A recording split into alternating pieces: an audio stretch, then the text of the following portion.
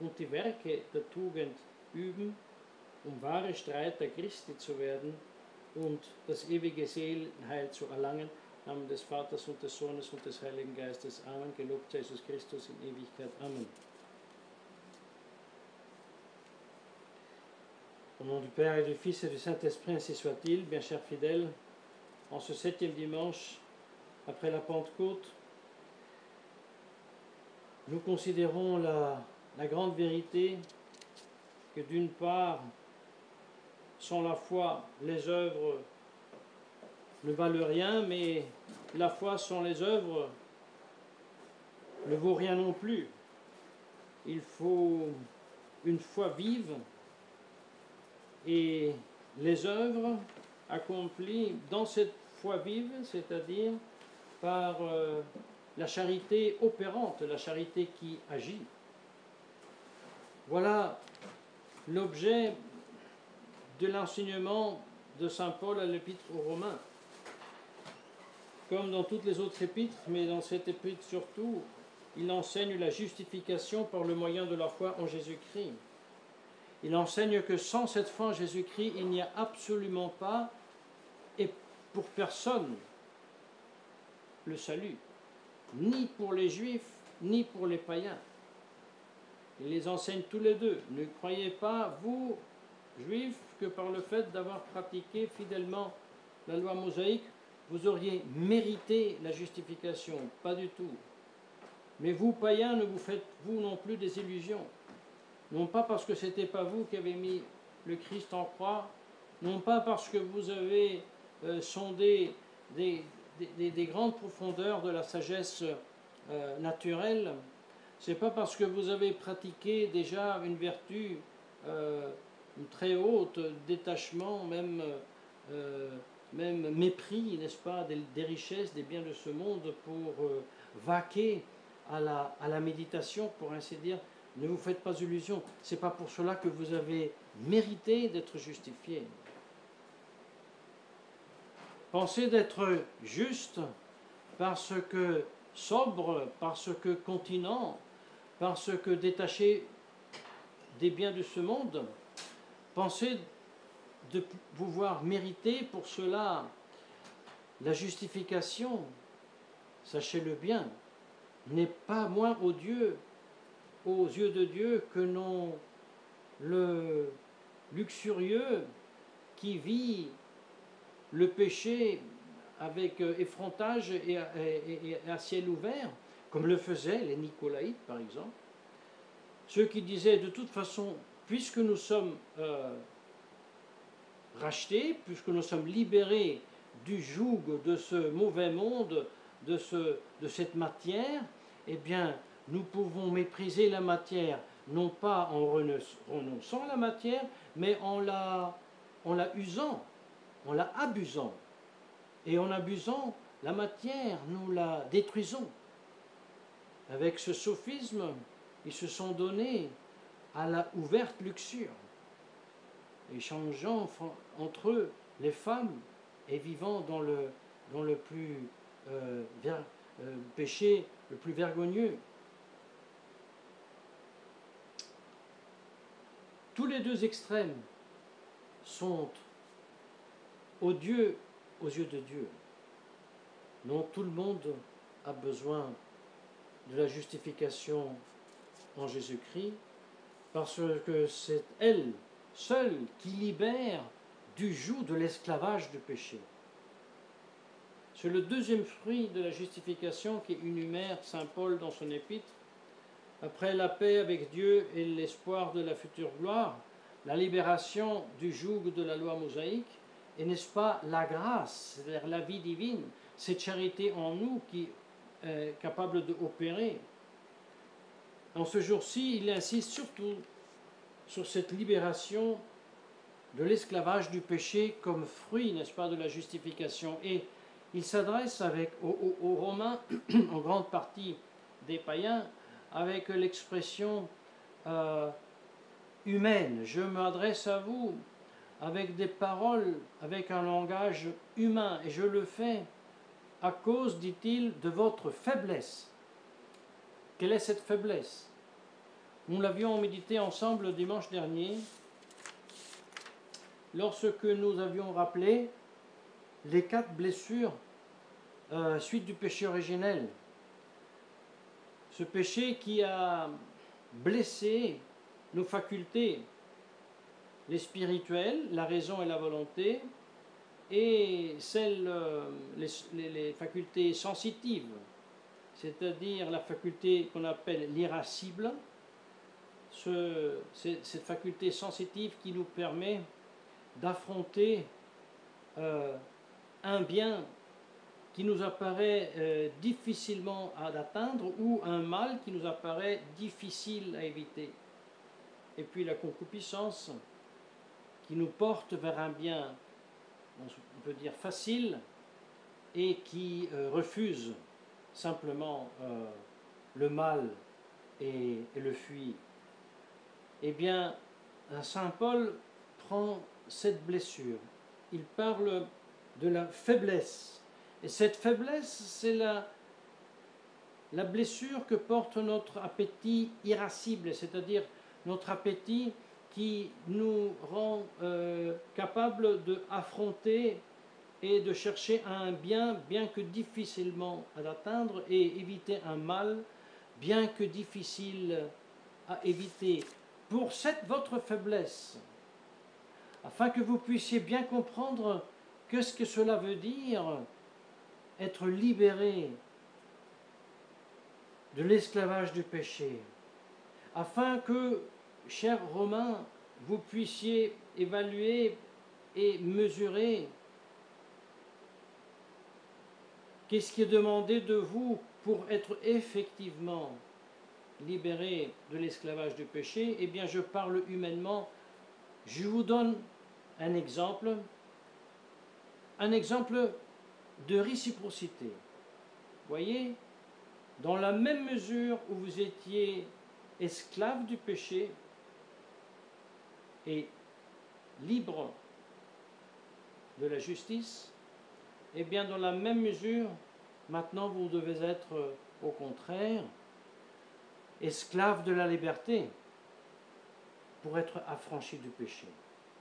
Alors réfléchissez, combien de force, combien de sacrifices, combien d'énergie, combien de lutte, n'est-ce pas, de douleur avez-vous subi pour servir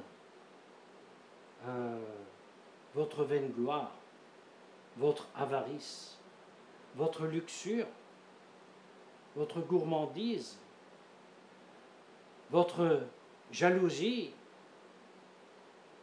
votre colère?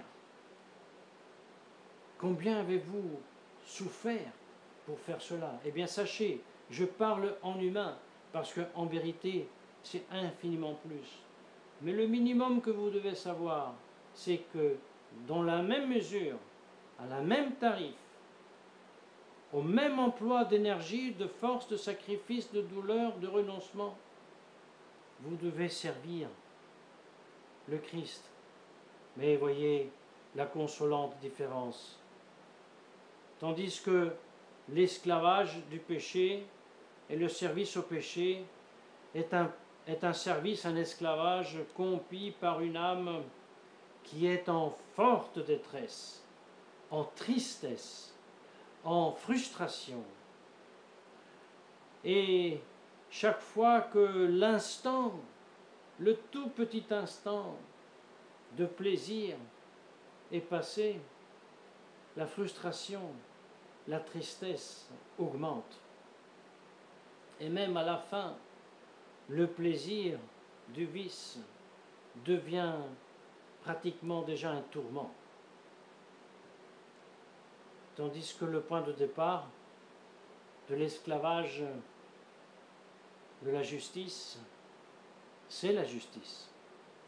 C'est la paix avec Dieu. C'est l'âme dont l'être affranchi du péché est inhabité par la vie divine. C'est l'esprit paisible, serein, même dans la plus terrible bataille et dans les plus atroces tourments, et même dans le martyre, dans les supplices. Mes chers fidèles, considérant cet enseignement de saint Paul, qui nous donc explique que bien qu'il faut la foi pour être sauvé, et sans cette foi, personne ne peut prétendre d'avoir mérité le salut. Après cette prémisse, il dit, vous devez participer et faire du vôtre pour être sauvé. De même que vous avez servi le péché, maintenant vous devez servir la justice, vous devez servir Dieu. Eh bien, l'Évangile, encore plus, souligne cette nécessité des œuvres et condamne des masques, l'hypocrisie de ceux qui, pour éviter de fatiguer et de servir la justice et servir la vertu et fuir et combattre le vice, n'est-ce pas, avec grande hypocrisie, ils se cachent derrière le bouclier de la vérité. Vous me direz comment? Eh oui, les hypocrites, les faux prophètes, dans ce cas-là, aujourd'hui, ne seraient pas les modernistes. Parce que les modernistes ne prophétisent pas au nom du Christ. Mais là, mes chers fidèles, en toute honnêteté, nous devons, comme faire un sermon, à nous-mêmes qui la vérité la prêchons. Gare à toi, prêtre traditionnaliste, si tu prêches la vérité, la doctrine de l'Église, comme si c'était ta doctrine, si tu tolères que tes fidèles t'admirent comme si tu étais un héros par les propres forces, parce que si tu ne pratiques pas la vertu, si tu ne combats pas l'orgueil et les autres vices, tous, ça ne te sera rien quand tu seras au jugement dernier d'avoir dit « Mais moi j'ai défendu la divinité du Christ, mais moi j'ai défendu la vérité de l'Église, mais moi j'ai démasqué les modernistes, moi j'ai démontré que ce n'est pas l'Église, moi j'ai démontré que les sacrements sont invalides, moi j'ai démontré ceci, cela, moi j'ai ouvert les portes, j'ai rendu possible à une grande foule de fidèles d'accéder à la vraie doctrine et au vrai sacrement. Je les ai dans le confessionnal libérés 1000 fois de leurs péchés, comme ceux qui diront au Christ, on a prophétisé en ton nom et nous avons chassé les démons. Et le Christ dira, je ne vous connais pas, parce que vous aurez certainement prophétisé en mon nom, oui. Vous aurez certainement chassé les démons en mon nom, oui. Mais vous l'avez fait comme si la prophétie et la vérité que vous enseignez, comme s'il était vôtre. Vous avez chassé les démons comme si c'était en votre propre nom. Donc, la gloire qui est mienne, vous l'avez prise déjà dans le monde. Donc, vous l'avez volée à moi. Je ne vous connais pas. Allez au feu éternel. Parce que j'avais faim, j'avais soif, j'étais nu, j'étais pèlerin, j'étais en prison. Jamais je vous ai vu dans mes frères, dans les membres de mon corps mystique, me donner à manger, à boire, me vêtir, me visiter quand j'étais malade, quand j'étais emprisonné, m'ensevelir quand j'étais mort. Jamais je vous ai vu, je ne vous connais pas. Chers fidèles, pour nous prêtres, surtout de la tradition, je veux même ajouter, surtout c'est des vacantistes. Eh oui, pour nous, c'est un dimanche très sévère. Mais aussi pour vous, mes chers fidèles. Parce que le danger, et il faut bien le dire, qu'on constate dans les chapelles, même traditionnalistes, je veux dire, c'est des vacantistes, est comme une schizophrénie entre ce qu'on appelle la position religieuse, la liturgie, la messe fréquentée, et ensuite la vie au dehors, dans le monde, avec le monde, comme le monde. Gare à nous tous, prêtres et fidèles. Oui, en ces premiers dimanches après la Pentecôte, tout le mystère de l'incarnation et de la rédemption vient communiquer dans tous ses aspects. Ce dimanche-ci, l'aspect fondamental, c'est celui de pratiquer la vertu, poser les œuvres, n'est-ce pas? En Jésus-Christ, dans la foi vive, dans la charité qui opère, en Jésus-Christ qui est la sagesse éternelle. La sagesse éternelle déjà déchantée par le roi Salomon. La sagesse éternelle qui était celle qui à la fin gouvernait l'esprit et le corps du roi David. Oui, c'est Saint Jérôme aujourd'hui qui nous l'enseigne lorsqu'il commente le passage, n'est-ce pas, de l'histoire du roi David qui, lorsqu'il avait été très âgé et que souffrait le froid jour et nuit, même au lit, n'est-ce pas, il se pose la question, comment est-ce possible que lui étant donné une très jeune et très belle fille, n'est-ce pas, du royaume des Sunamites, comment est-ce possible et combien sainte doit être cette jeune fille à ne pas avoir provoqué le vieillard tout en le réchauffant, et quelle sainteté ne devait être pas celle de ce vieillard qui ne la reconnaissait pas, mais qui se faisait réchauffer par elle. Réponse du roi Salomon. La sagesse non seulement connue, mais la sagesse aimée, la sagesse honorée, la sagesse embrassée. Parce que dans ce cas, c'est la sagesse qui te exalte, qui t'embrasse et qui te couronne avec ses délices. La sagesse, Jésus-Christ, dans lequel tu as fatigué toute une vie par les œuvres de vertu, par les œuvres de miséricorde corporelle et spirituelle. C'est cette sagesse qui fait triompher dans le vieillard la vertu et le rend pratiquement invulnérable de par le vice.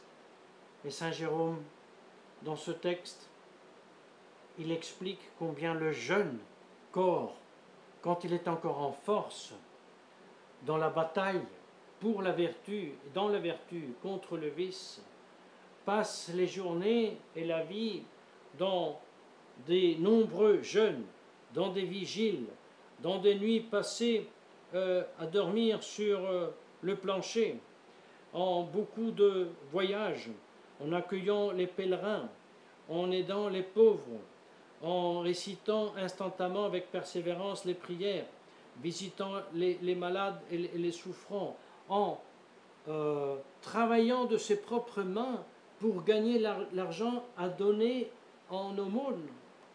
Et ensuite, il s'arrête, Saint Jérôme, et il dit, je continue pas, n'est-ce pas, parce que je ne veux pas m'allonger trop, mais c'est cela, le combat du jeune qui a encore les forces dans le corps.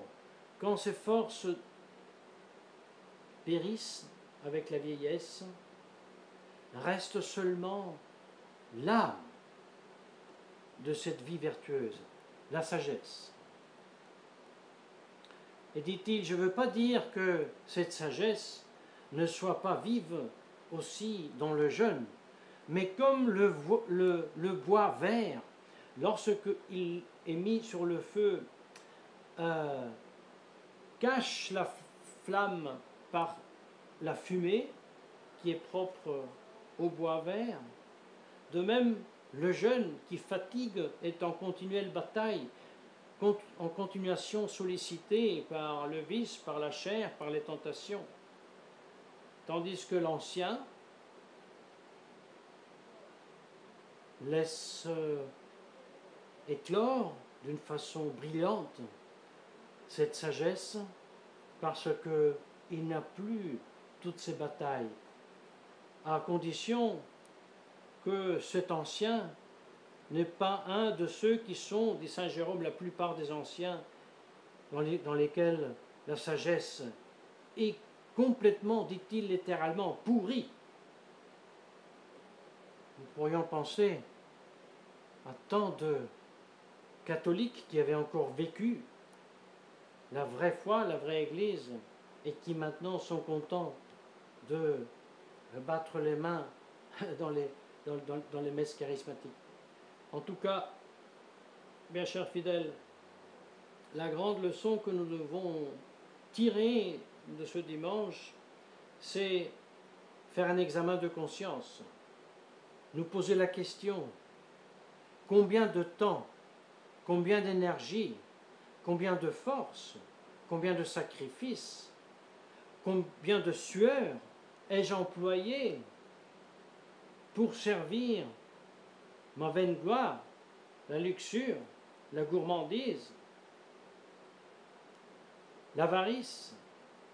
Eh bien, je dois me rappeler que si je veux être sauvé, je dois employer au minimum, humainement parlé, 1 à 1, n'est-ce pas, les mêmes énergies pour opérer le bien et éviter le mal. Alors, je fais des jeûnes, je fais des vigiles. Est-ce que je dors sur le plancher? Est-ce que je travaille de mes mains pour gagner de l'argent, ou est-ce que je gagne de l'argent pour le donner en aumône? Est-ce que je visite les malades, les souffrants? Ou alors suis-je un hypocrite? Moi, traditionnaliste, n'est-ce pas, sédévacantiste, non unacum simplicitaire, tout en ordre, n'est-ce pas, je suis sûr, et c'est tout ça, c'est parfait, et puis moi, tout en règle. Ah là, c'est très dangereux, mes chers fidèles, très très très dangereux. Et si vous voulez connaître le danger, il faut regarder les traditionnalistes qui, avec cette même présomption, sont allés chez les Romains. Écoutez, je veux dire une chose, vous là, vous êtes dans le modernisme, vous savez, c'est complètement dehors là. C'est nous avons la tradition qui maintenant, on peut vous soigner, vous savez, parce que là, vous avez perdu tout, la théologie, etc. Alors, vous, les Romains, là, les modernistes, vous nous reconnaissez, nous, et puis on vient chez vous et on vous met la baraque en ordre, va bien? Très dangereux. La baraque, ils n'ont pas mis en ordre. Mais leur baraque a été mise en désordre. Et on s'arrête ici. Et on retourne à nous. Gare à nous, la présomption. Gare à nous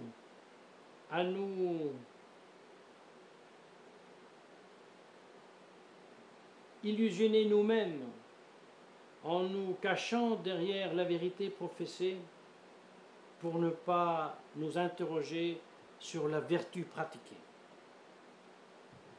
Et alors, c'est pas facile, ça commence avec la prière, ça continue avec la confession, avec la communion, avec l'assistance à la messe le dimanche, avec la prière individuelle et en famille, avant et après le repas, avec une lecture sérieuse, spirituelle, pratiquée tous les jours.